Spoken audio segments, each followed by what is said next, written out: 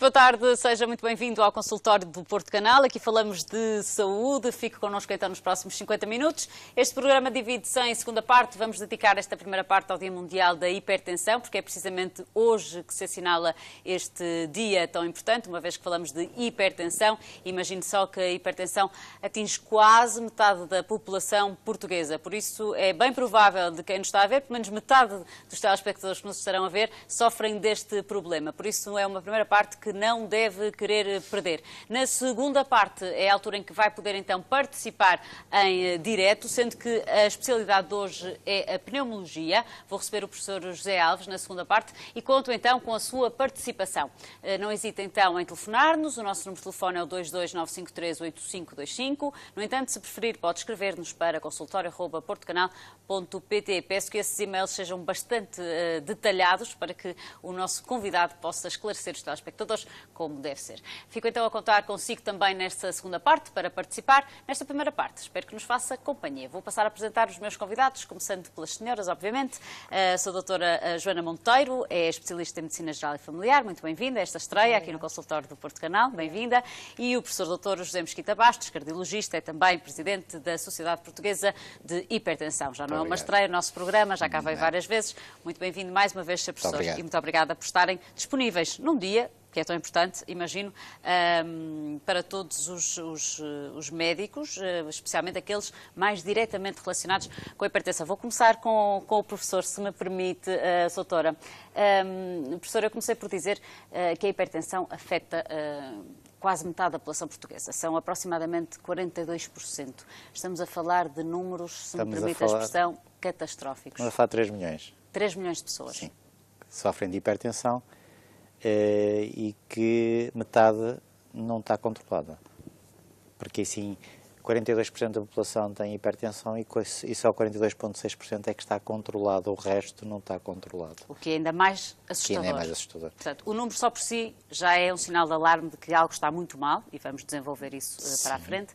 Não estar controlada é não estar diagnosticada ou simplesmente estar diagnosticada? Não, é saber que se é hipertenso e até podia estar a tomar uma medicação, só que não está a fazer o efeito que deve fazer, ou seja, não está com os valores corretos para estar protegido. Isso pode trazer consequências? Isso pode um dia aparecer um infarto ou um AVC, sim. A questão é que, como a hipertensão é silenciosa e normalmente não dá sintomas, ou dará umas tonturas, umas dores de cabeça numa minoria das pessoas, as pessoas não valorizam durante muitos anos, porque depois a doença progride silenciosamente, não é? E quando aparece a manifestação já é um pouco tardia, já vamos só ajustar o que é possível ajustar após um infarto, após um AVC. E se pensarmos em ficarmos sem mexer uma perna ou um braço o resto da vida, é capaz de ser uma figura um bocado dolorosa, não é? Mas às vezes, se calhar, temos que pensar mesmo dessa forma para dar. Se calhar, às vezes, temos que pensar partindo do princípio que metade das pessoas ao fim do ano já não tomam os medicamentos. Experimentou, viu que não faz diferença e então deixa tomar. Portanto, a adesão à terapêutica também é aqui um problema a trazer a esta conversa. Hipertensão, agora perdi-me porque ia-lhe fazer uma pergunta que já não tinha nada a ver com isto. Vamos então perceber exatamente de que é que falamos. Vamos começar por perceber, obviamente, o que é a pressão arterial, ou seja, o que é que o resto da população tem. Também haverá os hipotensos, também podemos falar só para referir, mas penso que não é um assunto tão grave nem que assusta tanto os médicos, especialmente, como a hipertensão. Vamos começar, professor, por perceber então o que é a pressão arterial e qual é a importância disto para o funcionamento, para o bom funcionamento do nosso organismo. Vamos tentar imaginar uma bomba de bombeiro, em que a água sai e a mangueira abre e depois fecha e a água segue. Agora vamos imaginar que esta mangueira está dura, então a água sai, bate e segue. Ou seja, estamos a falar de vasos duros. Se estamos a falar de vasos duros, o que está atrás, o coração, vai ter dificuldade em bombear, vai se esforçar.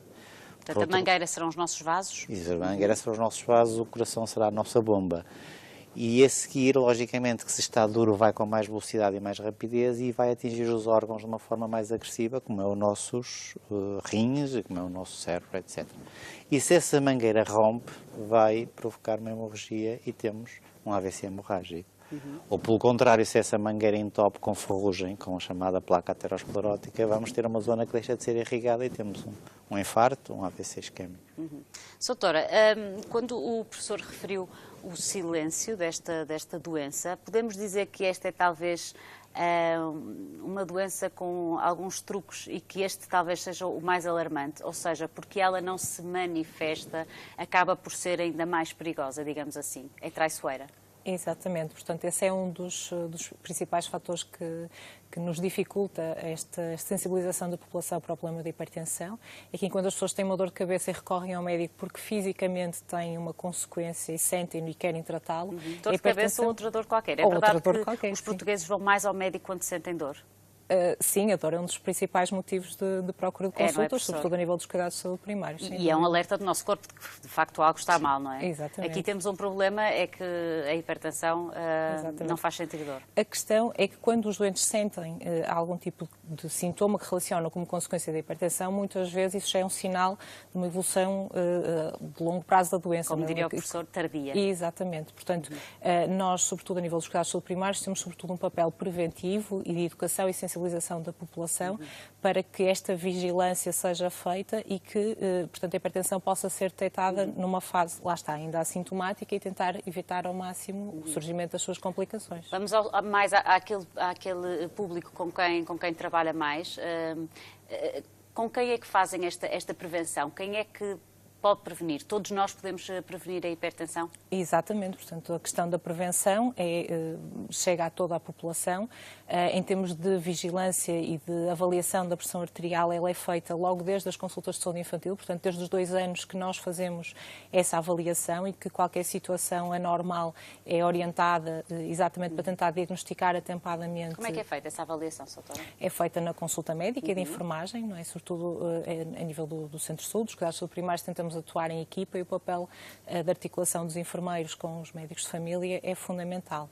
E, portanto, neste caso específico da saúde infantil, a avaliação da pressão arterial faz parte da rotina, não é? Da consulta de vigilância e também na consulta de saúde adulto, na consulta de planeamento familiar. Portanto, ou praticamente em quase todos os contactos que o doente tem com o seu médico, quer seja em situação de doença aguda, quer seja numa situação de vigilância de saúde, a avaliação da pressão arterial é um ponto fundamental.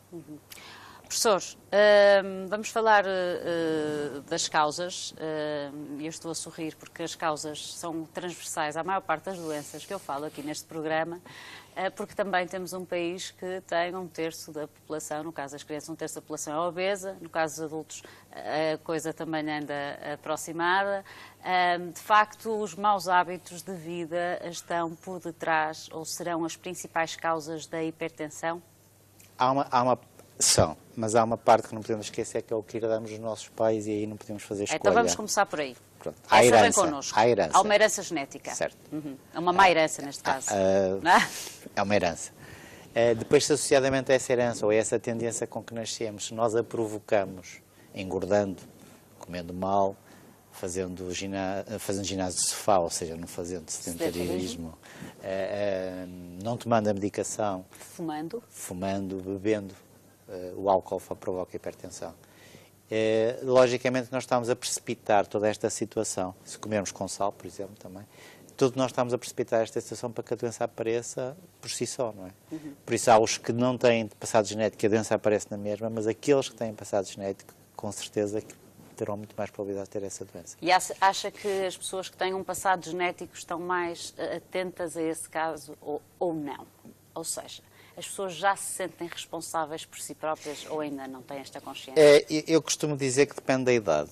É assim, quando se tem entre os 20 e os 30 anos, a morte não existe, não vamos morrer, vamos viver sempre. Até por isso a adolescência não há que somos preocupar. eternos, não é? Quando entramos na crise dos 50, não é? Então aí já nos preocupamos mais. Eu achei que era mais cedo, mas nos 30, não? Bom, nos 40, depende das idades.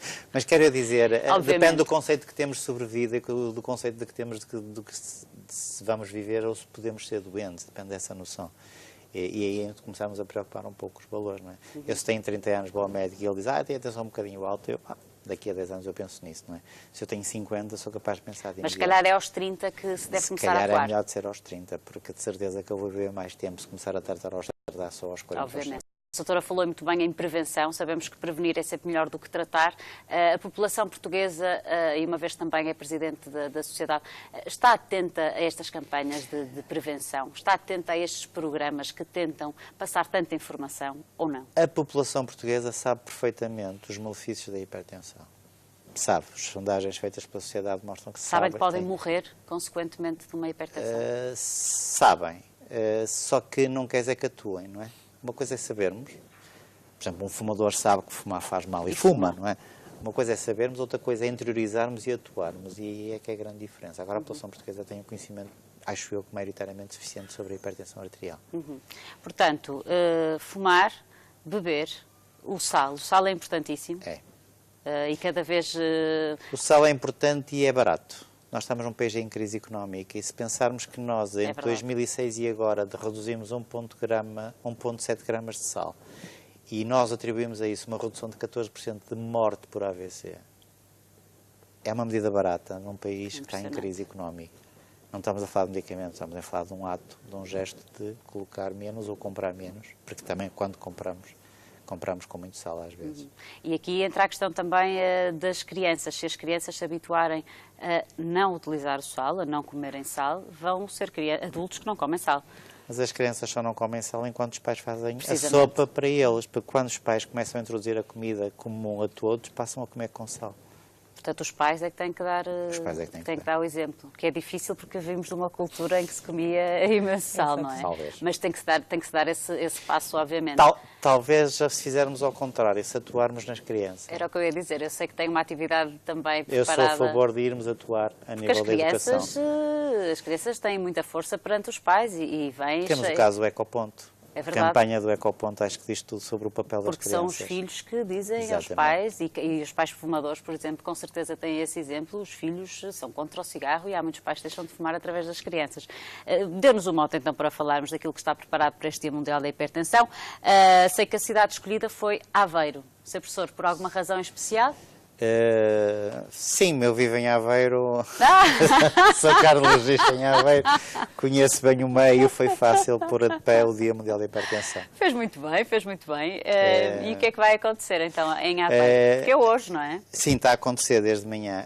Está a haver medições da pressão arterial, do perímetro abdominal, da altura, do índice... Rastreios? Rastreios. Gratuitos? Sim. Está a haver ao mesmo tempo nutricionistas a fazer aconselhamentos.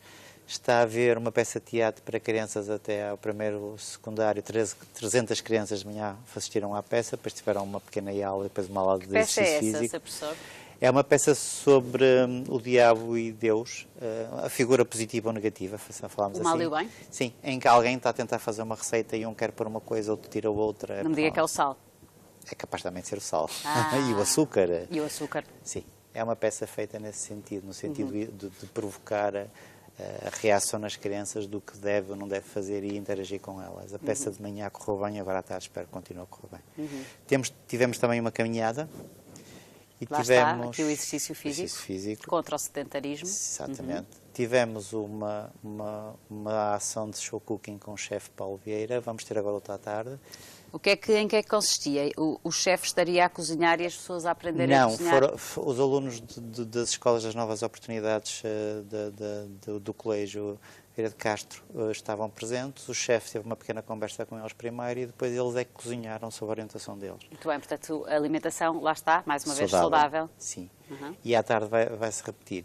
E vai haver ainda também ações junto dos idosos. Eu sei que há idosos que até que vão querer cantar e vão querer fazer algumas ações. Nós tivemos alguma preparação para o dia e vamos terminar com uma aula de zumba. Com uma aula de zumba? Sim. Diz vamos que o professor vai participar. Não, eu ainda estou aqui, não vou poder. Se fosse boa! Por isso é que aceitou o convite para safar a aula de zumba. A que horas é? Podemos convidar? Às 5, no Rocio. No Rocio. Chama-se Rocio, a zona de Aveiro. Vai ver que agora íamos para o Rocio, para Lisboa. Não, Rocio Aveiro. No Rocio, em Aveiro. A que horas é? Às 5. Às 5. Portanto, mesmo a terminar este programa, uma aula de zumba, isto porque, lá está, dançar também faz parte, é uma forma divertida. Dançar é lúdico, exatamente. É lúdico, que gasta energia, calorias e deixa a tensão arterial. Este é o grande objetivo da Sociedade Portuguesa de Hipertensão. Com estas atividades todas, de facto, chamar a atenção. Alertar. É chamar a atenção. E se calhar convidar as pessoas, por exemplo, a fazer uma aula de Zumba. Nunca experimentaram e a partir de agora se calhar vão gostar de fazer e continuarão. Esperemos que sim. É por aqui? É por aqui, o Dia Mundial da Hipertensão não é mais de que, não é o valor tensional quando vamos fazer o rastreio neste dia que vai ser verdadeiro, porque estamos num ambiente de ruído, sentamos-nos, não esperamos 5 minutos, etc. Mas é um dia de alerta para chamar a atenção. É essencialmente isso, o Dia Mundial da Hipertensão. Doutora, voltando a si, diagnosticada a hipertensão, e o professor disse muito bem, há quem leve o tratamento como deve ser, há outros que nem tanto, e por isso é que depois existem muitos problemas. Depois de diagnosticado, o que é que se segue? Como é que se vai, então, decidir qual a terapêutica a fazer? Obviamente que essa terapêutica acaba por ser uma decisão individualizada, portanto depende não só dos valores de tensão arterial que o doente apresenta naquele momento. Podemos subdividir a hipertensão, é assim, mediante os valores? Sim, portanto nós temos o nosso valor diagnóstico são os 140, 90 milímetros de mercúrio, portanto que são o valor da pressão sistólica e diastólica. Está aí a usar muita linguagem que as pessoas lá em casa não percebem. Sim, mas o 14,9 normalmente as pessoas acabam por já percebemos. A partir de 14,9 está alta. Exato. Está alta, portanto, havendo duas medições. Eu nunca passei do 10,6, portanto está a ver. Pressão baixinha. Claro. Que não chegamos a falar, mas que também vamos ter um minutinho para falar sobre o oposto. Sim, podemos, sim. Abrimos depois daqui a bocadinho um parênteses, professor, não querendo interromper a doutora. Não, claro. 14,9. Depois de detectada, portanto, diagnosticada a hipertensão, portanto, opta-se, sobretudo numa fase inicial, pela abordagem não farmacológica. Portanto, para além de qualquer decisão em termos de terapêutica medicamentosa que tenha de ser instituída, o grande foco que nós colocamos é exatamente nestas medidas que foram agora faladas. Que serão suficientes para muitos casos? Para muitos dos casos serão o suficiente para controlar os valores da pressão arterial. Portanto, está nas mãos de qualquer pessoa controlar uma doença tão assustadora quanto esta? Exatamente. Se optar por mudar os hábitos embora de vida. haja casos em que realmente, depois de uma avaliação e de pondo em prática essas medidas, podemos chegar à conclusão que não é suficiente e então... E nesses casos, doutora? Nesses casos, portanto, a terapêutica medicamentosa, não é? Temos uma diversidade de fármacos que podem ser iniciados. Fazem o quê, exatamente?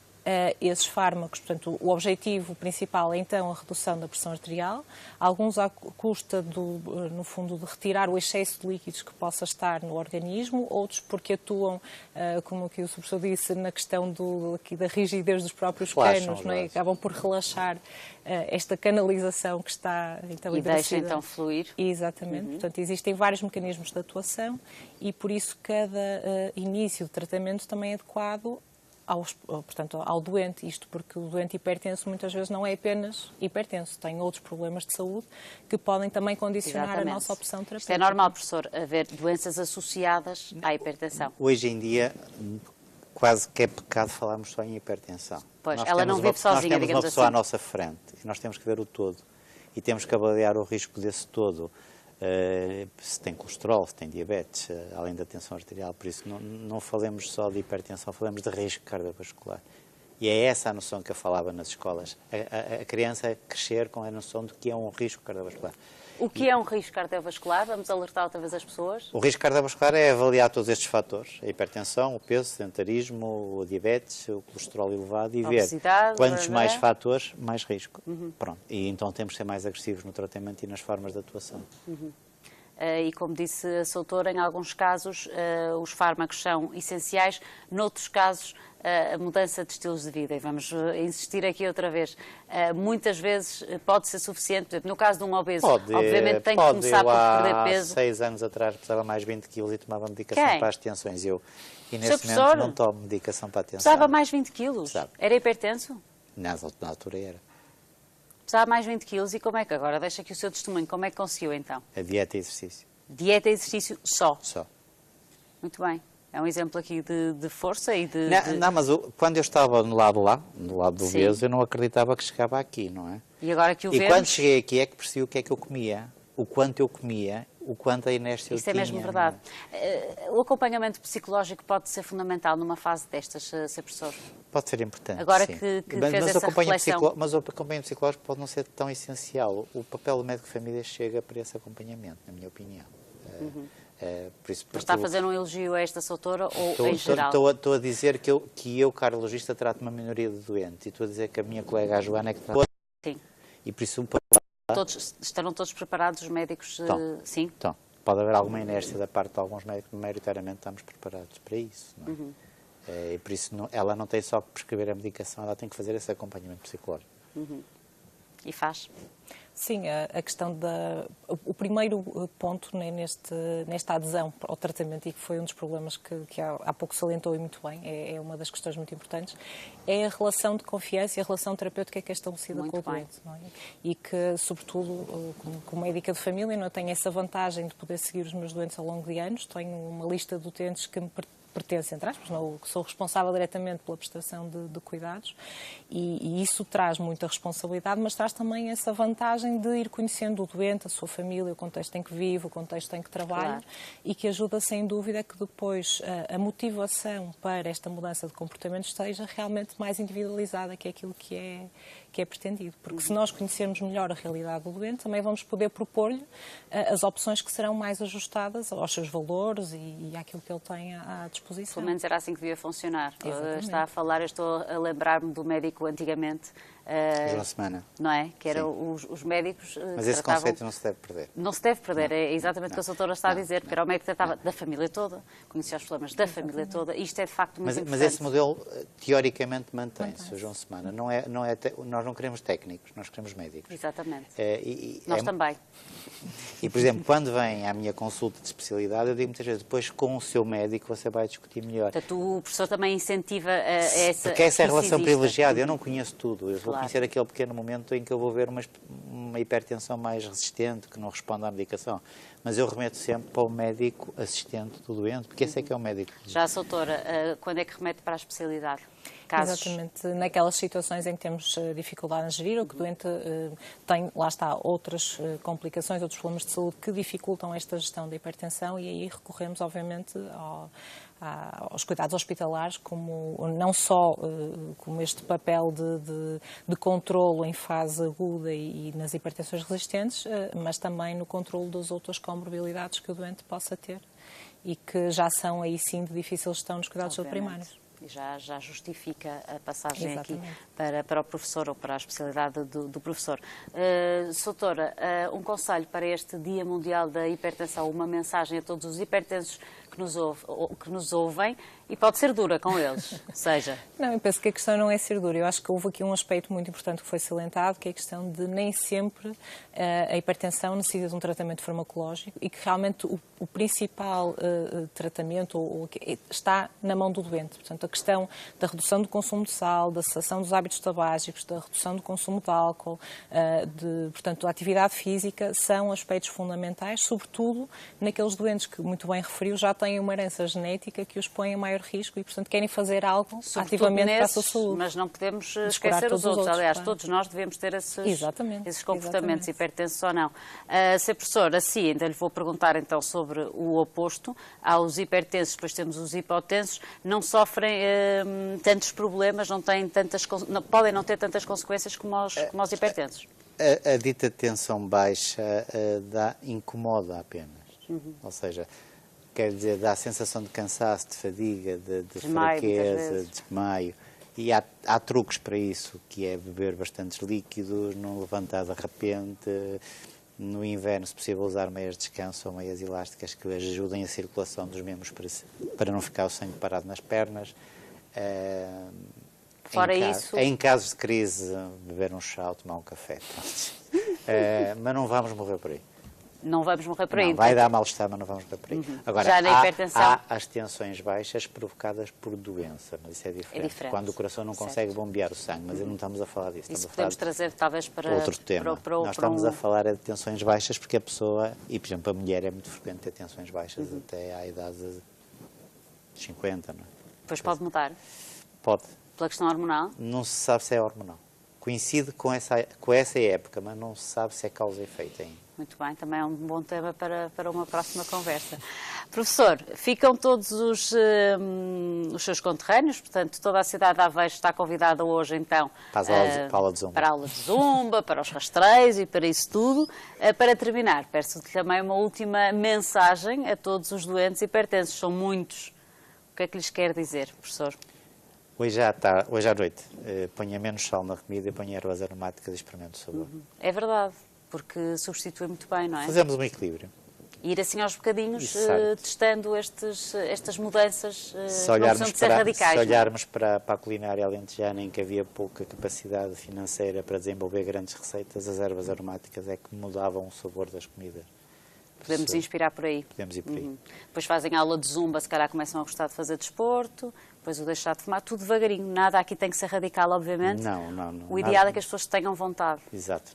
Os radicalismos às vezes não correm bem. Não, sabemos que não, infelizmente vivemos num mundo de muitos radicalismos e não dá resultado nenhum. Agradeço muito aos dois a presença aqui neste dia, ainda por cima tão importante. Fui tirá-lo aqui do meio de uma aula de Zumba, veja lá do que eu fui salvar, digamos assim. Sr. Professor, muito obrigada mais uma vez por ter estado connosco. Sra. Doutora, foi um gosto recebê-la aqui pela primeira vez. Hoje, então, que se assinala o Dia Mundial da Hipertensão. Muitos conselhos, ótimos conselhos foram dados nesta primeira parte e daqui a pouco a segunda parte dedicada à pneumologia. Espero que participe através do número de telefone 229538525 ou através do nosso e-mail consultório@portocanal.pt. Temos que ir para um curto intervalo. Até já.